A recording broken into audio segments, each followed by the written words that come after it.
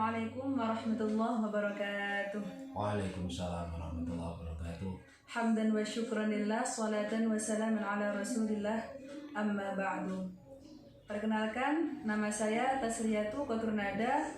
Saya di sini sebagai moderator yang akan mewawancarai tentang manusia di alam barzah bersama narasumber kita, Gus Hamam Nasiruddin, pengasuh Pondok Pesantren Darul Ulum Kedung Bajul Trenggalek.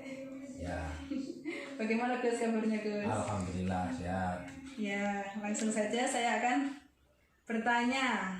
Yang pertama yaitu tentang manusia di alam barzah.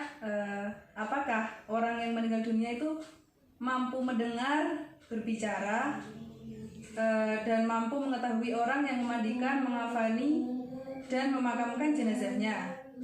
Apakah benar seperti itu? Sangat mampu sekali. Jadi lebih jelasnya seperti ini.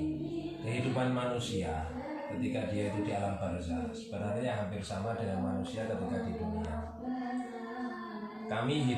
Kita hidup dengan roh, yang mana roh itu yang menjadikan kita bisa bergerak dan juga yang lainnya. Itu roh. Terus kemudian yang merasa sakit, yang merasa tidak enak itu juga roh.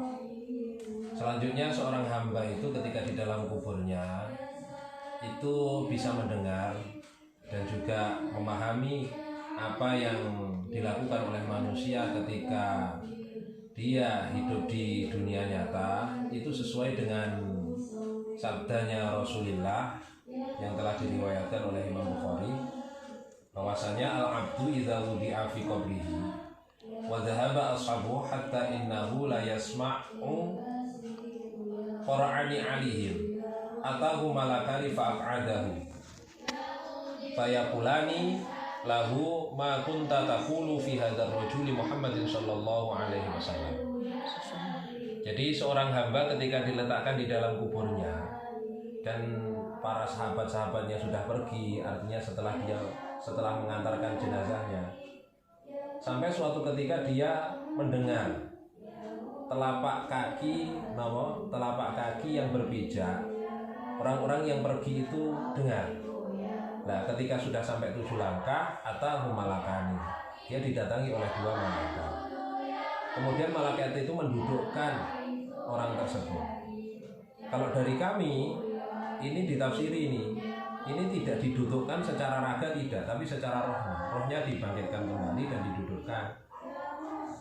Akhirnya malaikat itu bertanya, apa pendapatmu tentang laki-laki ini, yakni Kanjeng Nabi Muhammad SAW. Kemudian ketika dia beriman, dia berkata asyhadu annahu abdullah wa rasuluh.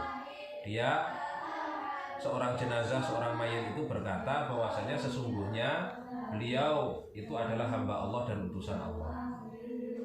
Maka fayuqalu undur ila maq'adika minan nar abdalakallahu bihi maq'adan minal jannah. Lihatlah tempatmu, sebelumnya kamu itu berada di neraka dan Allah telah menggantimu tempat duduk termasuk di bagian surga. Artinya kamu mendapatkan tempat duduk di surga. Akhirnya qala Nabi sallallahu alaihi wasallam faru'ahuma jami'an. Nabi melihat keduanya secara keseluruhan. Sedangkan orang kafir dan juga orang munafik itu berkata la adri. Mereka ketika ditanyai apa pendapatmu tentang laki-laki ini, artinya Kanjeng Nabi Muhammad, orang kafir atau orang munafik berkata saya tidak mengetahuinya. Nah, akhirnya dia dihantam, dia disiksa itu karena perbuatannya selama di dunia. Itu banyak sekali dalil-dalil yang melandasi, yang pada intinya kullu nafsin dha'iqatul maut. Artinya setiap manusia yang mati pasti merasakan, setiap manusia yang bernyawa itu pasti merasakan mati. Mati itu bahasa merasakan itu cuma sebentar. Jadi manusia itu rohnya berada di kubur pada saat dia ditanyai oleh malaikat itu. Kemudian setelah ditanya itu selesai, dia akan hidup seperti sedia kalanya ketika di dunia. Mungkin demikian, Elia.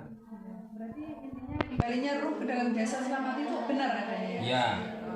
itu benar adanya. Supaya apa? Liyadzukul azab, ketika dia nipu orang yang kafir atau orang munafik, dia bisa merasakan siksaan.